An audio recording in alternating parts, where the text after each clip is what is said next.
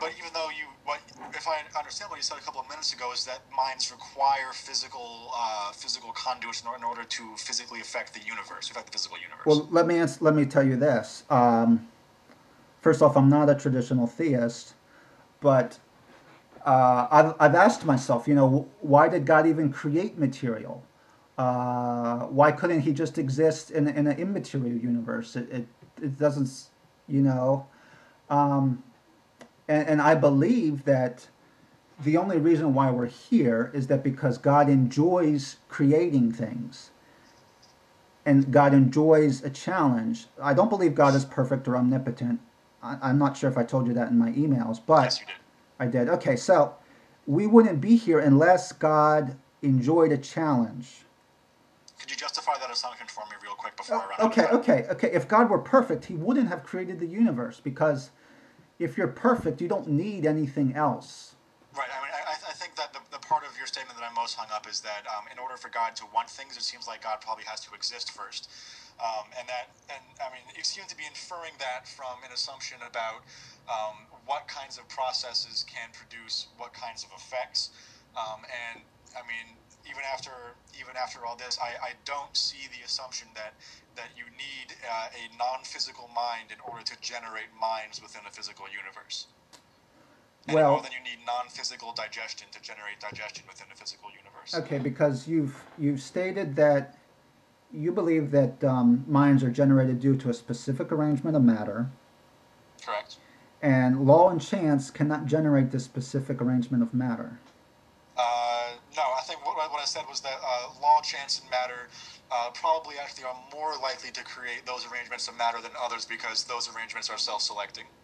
Well, you've got a gap there with your self-selection. You've just moved the problem back to where does self-selection come from? Okay, so self-selection I would see as being sort of a mathematical description of any given system. But That for mathematics. sorry, 1 moment. So for any system that you have, any conceivable system, be it a universe, your plumbing, whatever, for any system, if there are states of that system that tend to perpetuate states like that state, um, then analytically speaking, those states will tend to perpetuate themselves. And I think that evolution is that simple. Well, you're just saying that if states exist, they will tend to perpetuate themselves. Is that that's what I heard? Some states will perpetuate themselves more than others. Yes. Okay, but you see how vague that is.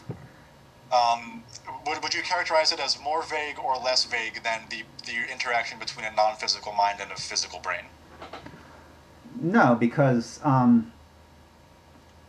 we need this force in order to get order. And why must this force be non-physical? Because if it's located, all right. Here, this is a good question.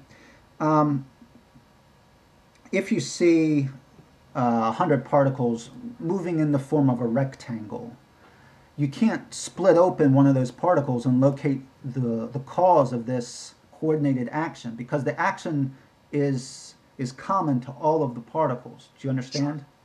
So that force really needs to be outside of the particles. Right. Okay. It's actually you're still questioning me, so you still got 2 minutes. Do you just want to end it there, or?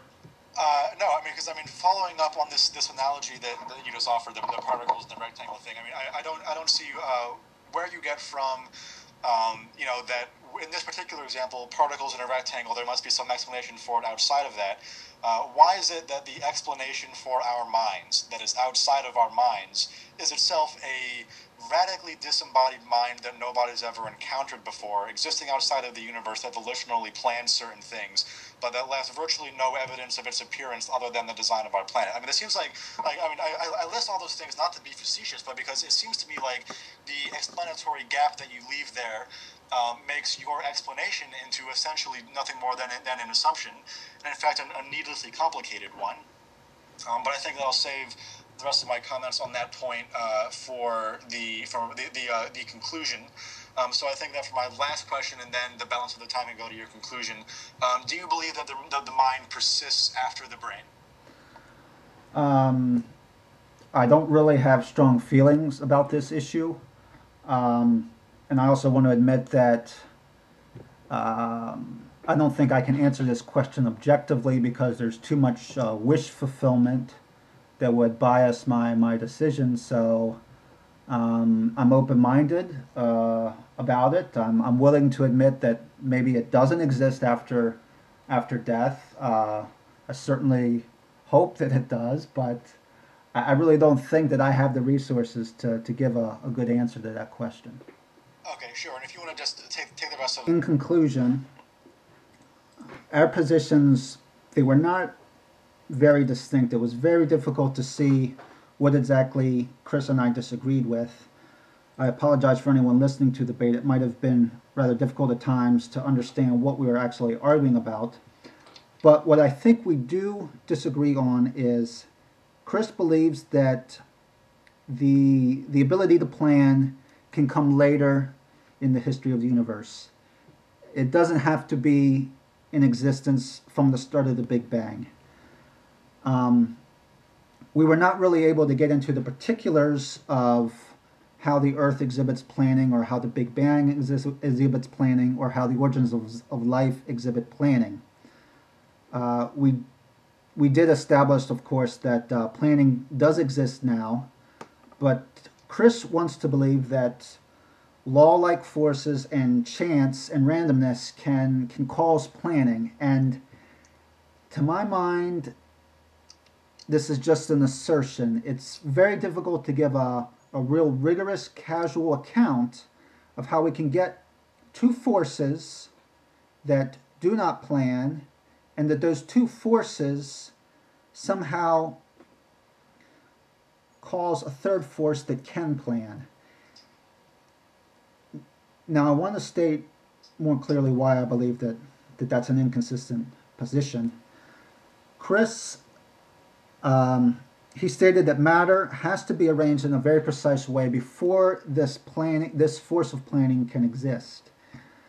Now, when I asked him to give a real hard account of how law and chance can get that precise arrangement, what I basically heard, and now I realize I might be accused of building up a straw man, but what I heard was it just happens. It just self-organizes. It just happens. I really didn't hear a very detailed account. I realize, of course, that his answer went into like 200 words, and I summed it up with 3 words, and it's very easy to accuse me of a straw man. But if you look very closely, his account of how law and chance give rise to a force that can plan, I believe is inconsistent. Now, my position states that the planning, it has to exist from before the Big Bang. I believe that the Big Bang is responsible for planning. I didn't get a chance to prove that, and that was not part of the debate. So I also believe that the Earth is due to planning. Where we see planning, it is logical to infer that intelligence exists. And this intelligence, it must exist in a non-three-dimensional space. If the intelligence exists in a three-dimensional space, then it must be subject to physical laws. If it is subject to physical laws, then it cannot plan. Then by definition, it becomes non-intelligent. Intelligence must, to a certain degree, be able to override physical laws. Physical laws are necessary so that intelligence can understand the world and so that there is regularity. If there were no regularity, intelligence would not be able to survive. Life would not be able to survive if there were no laws and if there were no regularity. But if there were only regularity and if there were only laws, then there would be no life. And life clearly exhibits the property of being able to choose, being able to obtain pre-specified goals. This is what intelligence is, and this is what life can do. And life cannot do this if law and chance is all that exists in the universe. The intelligent force has to exist before matter exists in order for matter to be organized.